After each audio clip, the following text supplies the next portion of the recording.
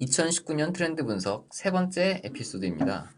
저희가 그동안 이야기를 나눴던 스트리밍 서비스 마지막 순서입니다.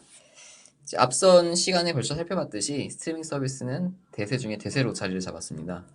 이러한 흐름 속에서 한국 기업들도 이 스트리밍 서비스 시장의 주도권을 확보하기 위한 경쟁에 나섰는데요. 오늘은 향후 가장 경쟁이 치열할 것으로 예상되는 한국 기업들의 동영상 스트리밍 서비스 도전에 대한 이야기를 나눠보도록 하겠습니다.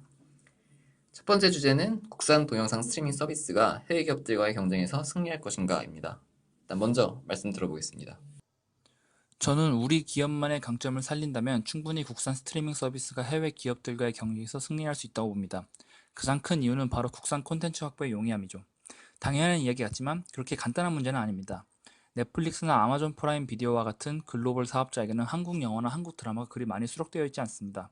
이러한 서비스는 전 세계를 대상으로 운영되기 때문에 다양한 국가 시청자들을 아우를 수 있는 콘텐츠를 선호할 테니까요. 반면 국산 서비스의 주 타겟은 기본적으로 국내 소비자들입니다. 때문에 국산 콘텐츠들에 집중한다면 해외 서비스와의 차별점을 확보하며 충분히 경쟁력 있는 사업이 될 것입니다. 아무리 해외 영화나 드라마를 접하기 쉬워졌다 해도 한국인들에게는 한국어로 소통이 가능하고 보다 쉽게 다가갈 수 있는 한국 연예인들이 나오는 콘텐츠가 더 익숙하게 느낄 수 있을 테니까요. 한국의 미디어 시장은 그 규모가 큰 편이기도 합니다. 제가 왓챠 플레이를 사용한 적이 있는데 넷플릭스에 비해 훨씬 많은 국산 영화가 수록되어 있고, 물론 넷플릭스에는 왓챠 플레이보다 더 많은 컨텐츠가 수록되어 있기는 하지만 미드나 해외 영화 못지않게 국산 컨텐츠의 수요가 큰 한국 고객들에게는 왓챠 플레이와 같은 국산 서비스가 어필할 수 있는 부분이 분명히 있다고 봅니다. 지금 말씀하신 부분은 더 이상 국내 스트리밍 서비스만의 강점이 되기에는 어려울 것 같은데요. 최근 넷플릭스를 비롯한 그런 글로벌 스트리밍 서비스가 한국 시장으로의 진출을 가속화하고 있기 때문이죠.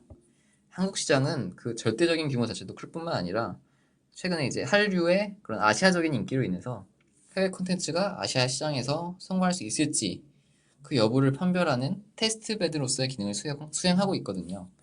때문에 글로벌 스트리밍 서비스들은 다양한 시도를 통해서 보다 많은 한국 영화, TV 프로그램을 제공을 하기 위해 노력을 하고 있습니다. 국산 콘텐츠 확보를 둘러싼 경쟁에서 이런 그 국산 서비스와 비교를 했을 때 해외 서비스들이 가진 가장 큰 장점은 바로 압도적인 자본력이라고 할 수가 있겠죠. 현재 국내 제작사들이 넷플릭스와의 협력을 굉장히 선호한다고 해요. 제작에 대한 개입은 없는데 기존의 지상파 방송국이나 케이블 채널에 비해서 훨씬 더 많은 제작비를 지원을 해주거든요. 심지어 이제 최근에 뭐 누적된 경영 적자라든지 케이블 채널과의 경쟁으로 인해서 위기에 빠진 지상파 방송국들마저 넷플릭스를 경쟁자로 인식하던 그런 과거의 입장을 번복을 하고 판권 수입을 확보를 하기 위해 넷플릭스의 자사 작품을 배급한다고도 해요. 이렇듯 자본력에서 글로벌 기업들에 비해서 열세인 한국 기업들이 장기적으로 이러한 싸움에서 살아남을 수 있을까요? 아쉽지만 저는 그렇게 쉬운 싸움이 되지는 않을 것 같습니다. 말씀하신 부분은 인정합니다. 자본력의 경우에는 우리 기업들이 분명 글로벌 사업자에게 크게 뒤처지는 분야입니다. 이 문제가 단기간 내에 쉽게 해결할 것으로 보이지는 않습니다. 하지만 국내 서비스들도 이러한 흐름을 따라하기 위한 노력을 게을리하지 않고 있습니다. 일례로 SK텔레콤의 옥수수와 지상파 방송국 간의 연합인 컨텐츠 연합 플랫폼의 푸겐 최근 웨이브라는 통합 서비스 출범을 선언하며 해외 서비스에 맞서기 위해 몸집을 불리고 있습니다. 웨이브는 큰 금액을 투자해 오리지널 컨텐츠를 제작할 것이라 발표하기도 했고요. 이렇듯 한국 기업들 또한 최근의 흐름에 발맞춰 빠르게 움직이고 있습니다. 또한 해외 스트리밍 서비스가 갖추지 못한 국산 스트리밍 서비스의 강점은 바로 한국 소비자들에 대한 정보를 충분히 갖추고 있다는 점입니다. 어, 해외 서비스의 경우 전 세계를 대상으로 하기 때문에 한국 시청자들에 대한 정보는 부족할 수 있습니다. 반면 국산 서비스는 한국인들이 좋아할 만한 소재, 스토리라인 등 한국인만의 정서를 파고들어 다른 나라에서는 안 통할지라도 한국에서 통할 수 있는 콘텐츠를 만들 확률이 높습니다.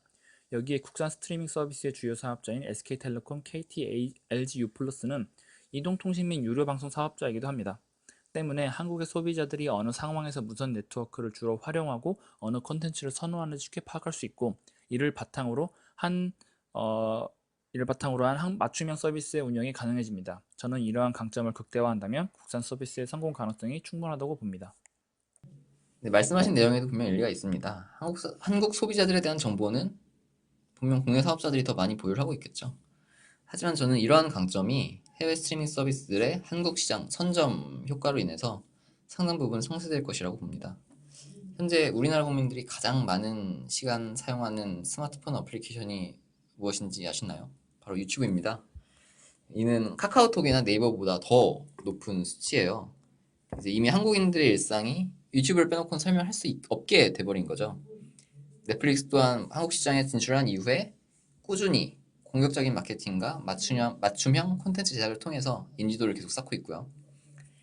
반면 국산 스트리밍 서비스의 경우에는 이 유튜브나 넷플릭스가 먼저 차지한 시장의 주도권을 다시 되찾아오는데 어려움을 겪고 있습니다. 옥수수나 푹의 이용자 수가 넷플릭스보다 많다, 이런 말씀을 하실 수도 있겠죠. 하지만 이는 SK텔레콤의 요금제 할인 또는 실시간 TV 무료 시청 등의 서비스로 인한 것이고, 실제로 넷플릭스보다 의미 있는 정도로 많은 유료 구독자를 확보하고 있다? 그렇게 말하기는 어려울 것 같아요. 그리고 이제 아프리카 TV처럼 해당 분야에서 트위치 등의 외국 서비스를 대상으로 선전을 하고 있는 국산 서비스도 분명히 존재를 합니다.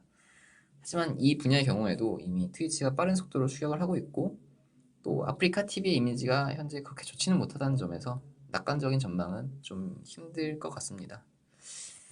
기존의 유료 방송 시장은 국가 내에서의 경쟁이었는데, 오늘날의 스트리밍 서비스 시장은 국경을 넘나드는 글로벌 경쟁이 되어버렸잖아요. 때문에 이미 해외 서비스에게 주도권을 빼앗긴 국산 스트리밍 서비스들이 얼마나 선전할 수 있을지는 조금 더 지켜봐야 할 것 같습니다. 현재까지는 국산 서비스가 해외 서비스와의 경쟁에 어려움을 겪고 있는 것이 사실입니다. 하지만 저는 이러한 양상에 조만간 변화가 있으리라 봅니다. 다양한 기업들이 스트리밍 서비스 진출을 선언하면서 경쟁에서의 승리를 위한 독점자 확보가 중요해지고 있거든요. 실제로 새로운 스트리밍 서비스 출시를 앞둔 디즈니와 워너미디어, MBC 유니버설이 자사 컨텐츠의 넷플릭스 배급 계약을 최근 종료한 바 있습니다. 때문에 다양한 컨텐츠를 즐기기 위해서는 여러 개의 서비스를 동시에 구독해야 할 것이고요. 그런데 국산 서비스를 이용하면 미국 시장에서 서로 경쟁하는 기업들의 작품을 한 플랫폼에서 볼 수 있습니다. 왓챠 플레이를 다시 한번 예로 들어보자면 디즈니 애니메이션 작품들뿐만 아니라 왕자의 게임, 체르노빌과 같은 HBO의 최신 드라마를 동시에 제공하고 있습니다. 이는 서비스 간의 경쟁이 치열해진 미국에서는 상상하기 어려운 일이죠.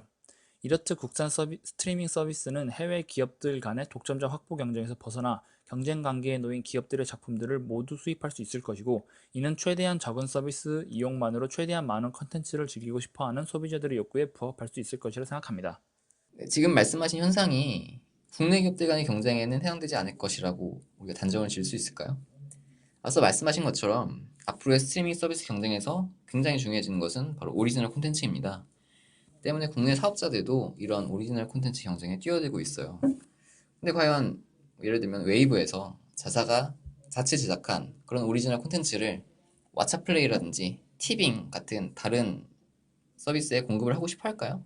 반대 경우에도 마찬가지일 거고요. 이렇듯 스트리밍 서비스 간의 경쟁에 있어서 오리지널 콘텐츠가 중요한 변수로 떠오르게 될 경우에는 소비자들이 이제 원하는 콘텐츠를 모두 즐기기 위해서 두 개 이상의 서비스를 이용해야만 하게 되겠죠. 그리고 이러한 조건에서는 앞서 말씀드렸던 것처럼 자본력이 열세인 국내 기업들의 경쟁이 더욱 어려워질 것이고요.